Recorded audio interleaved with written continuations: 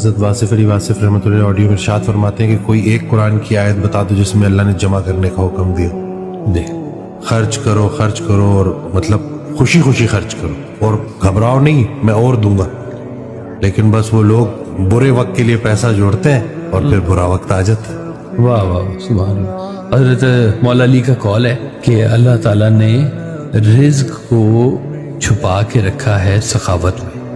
لوگ اسے محنت میں ڈھونڈتے ہیں. اللہ اکبر واہ واہ سبحان اللہ. کہ لوگوں نے سمجھا ہے کہ یہ مشقت میں ہے, وہ سخاوت میں ہے. یہ کھانا کھلائیں تاکہ آپ کا رزق بڑھے, مہمان بلائیں ان کو کھانا کھلائیں, اللہ کے نام پہ کھلائیں, اپنا رزق بڑھائیں. مجھے سرکار کا فکرہ یاد آ گیا کہ سخی کبھی امیر نہیں ہو سکتا اور امیر کبھی سخی نہیں ہو سکتا. سبحان اللہ. اب یہ بات سمجھ کمال بات.